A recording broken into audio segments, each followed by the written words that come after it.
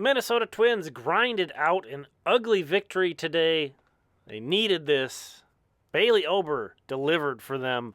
Huge outing. 6 innings pitched, 2 hits, 1 run, 1 walk, 6 strikeouts. Everybody kind of wrote him off almost after that horrible, horrible first start. And in his 3 starts since then, he's got a 1.06 ERA, a 0.65 whip. He's been remarkable. And taking care of business. You know, the Twins were 0 for 10 with runners in scoring position again, but they got 3 sac flies. So taking care of business. They also scored a run on this error by Spencer Torkelson over at first base. So, you know, kind of grinding their runs out, getting things done, putting the ball in play when you've got a guy in third and less than 2 outs, getting the ball to the outfield. You're kind of getting back to basics, and they only struck out 6 times. So definitely not everything went their way, and they didn't take care of every scoring situation that they had, but they chipped away when they could, and they won this one. Bullpen hung on. You know, it wasn't always pretty from them, but we've kind of taken advantage of that unit to some degree. They're not always going to be there, so this lineup needs to be way more productive than it has been. But Bailey Ober, again, massive, massive. Twins won 4-3.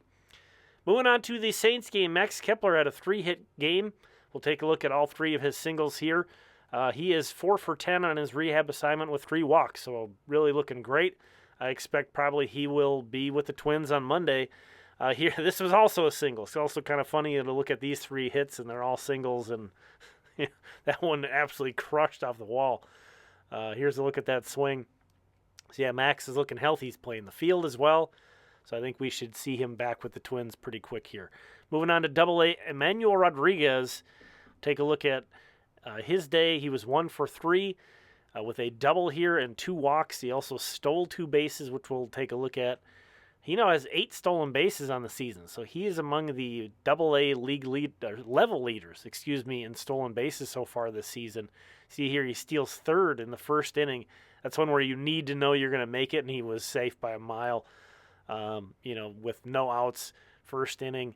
Got to get that one. And then later on in this game, after a walk, bottom of the 7th, trying to get an insurance run. This was more of a bang-bang play, but he got in there. So Emmanuel Rodriguez hasn't been having any of the kind of the insane run that he was on, but he's still been plenty productive, getting a lot done. So great to see out of him. Great to see Cedar Rapids, Danny De Andrade being out there. Again, remember he had that injury that looked really scary, but he's been back there. It was actually the DH today, so I don't think he's 100%, usually a shortstop. But he cleared the bases here in the top of the 3rd inning to put Cedar Rapids on front.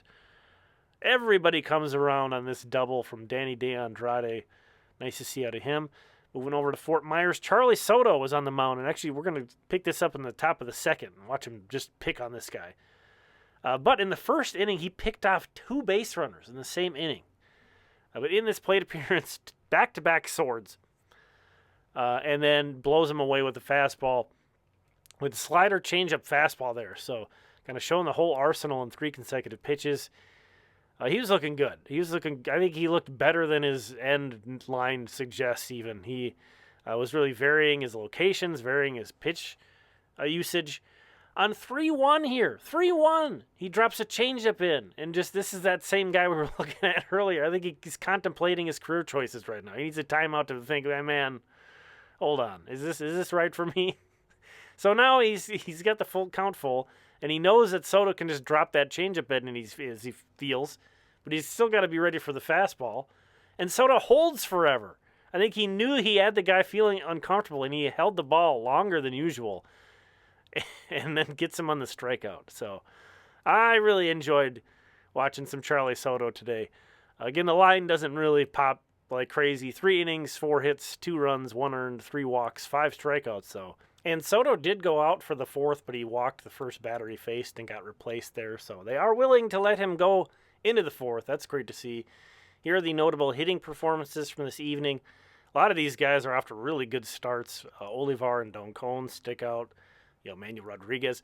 Rubel Cespedes had another multi-hit game. So there are some bright spots, certainly early on in the season. And a bunch of wins tonight. The Colonels, the only team that lost, and they scored a bunch of runs. Unfortunately, their pitching staff really struggled tonight. But, again, temperatures, I think, have been a bit of a challenge for some of these guys. especially the guys who aren't used to this kind of weather. Thanks for checking this out. We'll talk again soon.